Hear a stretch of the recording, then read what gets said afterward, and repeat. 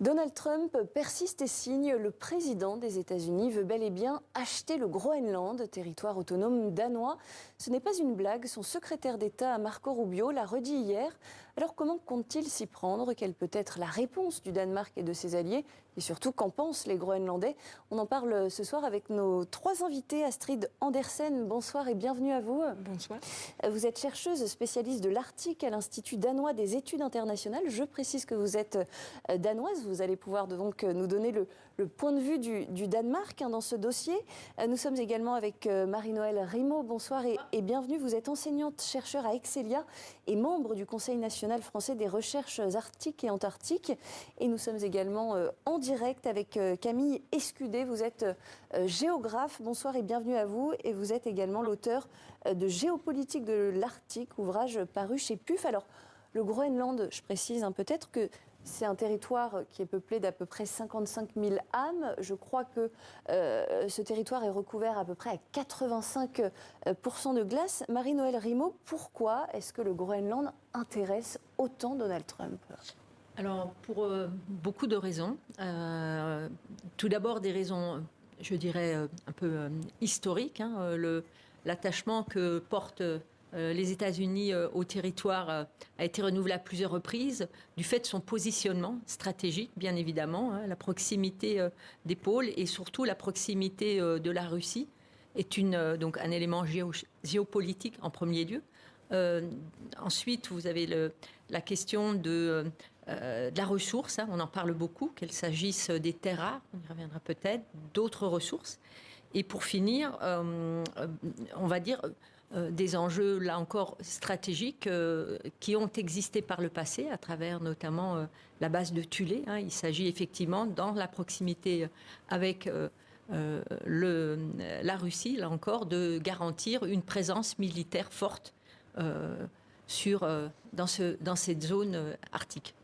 Justement, au sujet de ce positionnement stratégique du Groenland, je me tourne vers vous, Camille Escudé, vous qui êtes géographe. On sait que le réchauffement climatique est en train d'ouvrir de nouvelles routes maritimes. Et justement, je crois que ces routes autour du Groenland sont absolument stratégiques et intéressent beaucoup, notamment la Russie, pour contourner peut-être les sanctions européennes liées à la guerre en Ukraine.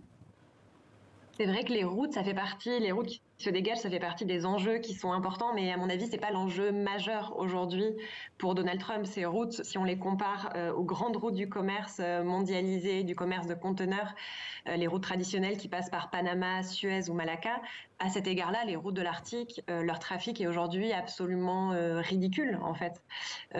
Donc, je pense pas que ça soit quelque chose qui compte vraiment aujourd'hui pour Donald Trump, sachant que si on parle de la route du passage du Nord-Ouest, donc qui longe les archipels canadiens, aujourd'hui, cette route, ça reste encore un désert de glace, malgré les conséquences du changement climatique. En revanche, le passage du Nord-Ouest, lui, est une route qui est navigable aujourd'hui presque toute l'année sans brise-glace, mais qui demeure une route utilisée avant tout pour du trafic qu'on appelle de destination, donc pas du transit international, pas du trafic de conteneurs, mais essentiellement du trafic d'un port à l'autre pour alimenter les communautés, pour utiliser les ressources de l'Arctique, etc.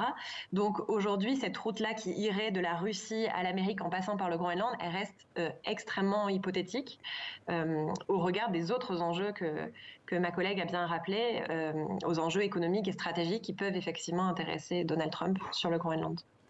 Astrid Andersen, le Danemark n'a pas tout de suite réagi aux propos de Donald Trump. Quelle est aujourd'hui la position du Danemark par rapport à cette volonté du président des États-Unis d'acheter le Groenland ? Alors, le gouvernement danois a souligné que le Groenland, c'est vraiment un pays des Groenlandais. Et toutes les questions sur le futur du Groenland, c'est à les Groenlandais eux-mêmes uniquement de décider.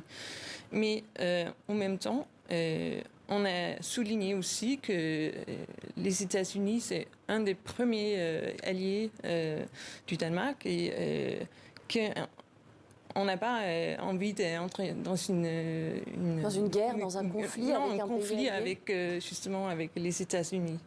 Donc, on a essayé de vraiment souligner ça, mais d'une façon très diplomatique. Est-ce que le Groenland fait partie de l'OTAN et de l'Union européenne ? Oui et non. Le Groenland, ça fait partie de l'OTAN.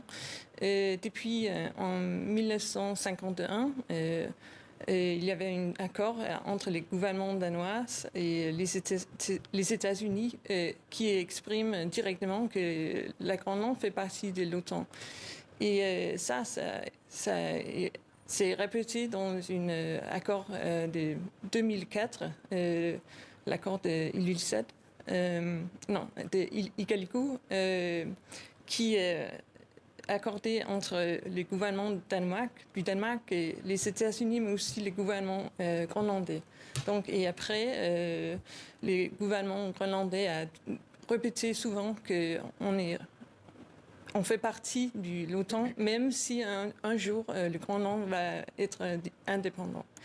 Par contre, sur le sujet de l'Union européenne, le Groenland a quitté les communautés européennes en 1945, mais on reste au sein de l'Union européenne comme un territoire outre-mer. Et en plus, parce que les Groenlandais sont aussi des citoyens danois, dès qu'ils habitent au Danemark propre, ils sont aussi des citoyens de l'Union européenne. Oui, donc très concrètement, ce qui est intéressant dans ce que vous dites, c'est que si Donald Trump passe à l'offensive, et notamment peut-être en entrant dans une dimension militaire par rapport au Groenland, Donald Trump s'attaque d'une certaine manière à la fois à l'OTAN et à l'Union européenne. C'est tout à fait stratégique. Donc effectivement, moi je voulais évoquer aussi ce statut particulier de territoire d'outre-mer qui non seulement lui permet de bénéficier, je dirais, d'une aide militaire indirecte de l'Europe, qui lui permet aussi de bénéficier de subsides, qui permet aussi la création depuis peu à Nuuk, et là il y a des déclarations très intéressantes à suivre, d'un bureau du Parlement européen installé sur place. Donc les enjeux sont évidemment assez stratégiques. Je ne sais pas, Camille, Camille Escudé, est-ce que vous voulez réagir ? Est-ce que, moi la question que je voulais quand même vous poser, on sait que la première ministre danoise est un petit peu passée à l'offensive, en tout cas à l'offensive diplomatique ces derniers jours. Elle a rencontré Emmanuel Macron à Paris, elle a rencontré Olaf Scholz en Allemagne, elle a aussi rencontré le secrétaire général de l'OTAN à Bruxelles en Belgique. Cette réunion avec le représentant, le plus haut représentant de l'OTAN, est-ce que c'est pas justement le signe que ce dossier-là est en train de prendre une tournure militaire ? Camille Escudé. Je ne sais pas s'il prend une tournure militaire, mais tous les indices que vous venez de donner, tous les indices qui viennent d'être évoqués, je pense qu'ils rappellent par contre que l'Union européenne fait front uni, et c'est peut-être quelque chose de très nouveau en Arctique. Je ne voudrais pas le dire de manière cynique, mais l'Arctique est composé aujourd'hui de 8 États. Il y a 8 États qui ont des territoires au nord du cercle polaire. Depuis l'invasion de l'Ukraine par la Russie en février 2022, on a observé une fracture qui rappelle la fracture de la guerre froide entre les 7 États occidentaux et la Russie d'autre part. Et depuis la réélection de Donald Trump et les coups d'éclat de Donald Trump, on observe que cette fracture, elle se fait aussi entre tous les États européens, membres de l'Union européenne ou pas, et Donald Trump d'autre part. Donc en fait, si on regarde cette fracture en 3, qui correspond grosso modo aux 3 continents impliqués dans l'Arctique, Amérique, Russie et États européens, on observe que là, le point de gravité, le point central de l'Arctique semble se trouver en Europe. Et là, peut-être que c'est une force. C'est vrai que la politique européenne, pour l'instant, en Arctique, elle était très peu audible. Elle était complètement fracturée. Elle se concentrait sur des enjeux de soft power. Effectivement, l'Union européenne envoie des fonds, comme le Groenland est un territoire d'outre-mer, l'Union européenne envoie des fonds pour la recherche, pour l'enseignement supérieur, pour la science, mais très peu de choses concrètes comparées jusqu'à présent aux mastodontes que pouvaient représenter les États-Unis d'une part, la Chine d'autre part, ou encore la Russie. Et là, on a l'impression que cette politique douce, elle commence à payer, non seulement sur la scène internationale, mais en plus du point de vue des Groenlandais. Je lisais récemment un sondage de l'Université du Groenland. Il y a quelques années, vous l'avez bien dit, les Groenlandais ont décidé de quitter ce n'était pas encore l'Union européenne dans les années 1985. Et alors que les Groenlandais étaient plutôt défavorables à l'entrée dans l'Union européenne, la tendance très récemment se renverse. Et actuellement, c'est à peu près 60% des Groenlandais qui seraient favorables à rentrer dans l'Union européenne, alors même que l'immense majorité refuse toute tutelle américaine. Donc on a l'impression que cet épisode rend finalement l'Union européenne et par là aussi Copenhague et par là le Danemark, rend l'image d'une puissance qui s'affirme, qui a une voix unie et qui paraît raisonnable ou raisonnée à côté des autres géants arctiques finalement. Et peut-être ajouter à ce stade, au niveau du Conseil de l'Arctique, ne pas oublier, parce qu'effectivement on n'a pas évoqué jusqu'à présent le rôle du Conseil de l'Arctique, précisément parce que le conflit en Ukraine a fait que, du fait de la présidence russe, il y a eu énormément de distensions au sein du Conseil de l'Arctique, mais la prochaine présidence du Conseil va revenir au Danemark. Donc là aussi, c'est quand même un élément qui est particulièrement intéressant. Et qui va probablement effectivement changer la donne en termes d'équilibre géopolitique. Exactement. Camille Andersen, dans ce dossier, on a l'impression que tout le monde a son mot à dire sur le Groenland. On entend assez peu, en tout cas nous en Europe, les Groenlandais. Qu'est-ce qu'ils pensent de cette situation ? Parce que on entend qu'il y a aussi des velléités séparatistes. Certains Groenlandais parlent aussi de vouloir prendre peut-être une forme d'indépendance. Qu'en est-il sur place ? Bon, là, je ne suis pas groenlandais et je n'ai pas Groenland maintenant. Donc, c'est un peu difficile de... Vous ne parlez pas en leur nom, bien sûr. Non. Mais comme il a dit, le chef de gouvernement groenlandais, Muti Ede,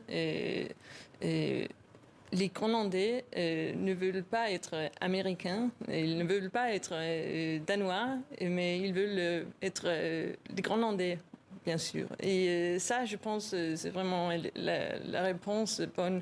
C'est vrai que maintenant, il va être les élections pendant cet printemps. Et là, on va voir, parce qu'il y a beaucoup de choses qui se passent en ce moment. C'est vraiment comment dire, c'est des dynamismes tectoniques presque.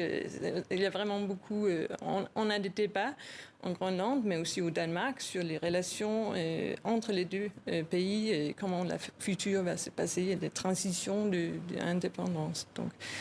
Alors vous parlez justement des élections locales, ça sera ma dernière question et elle sera pour vous, Marie-Noëlle Rimeau. Vous pensez qu'en parallèle de ces élections locales en 2025, le Groenland peut organiser un référendum pour son indépendance ?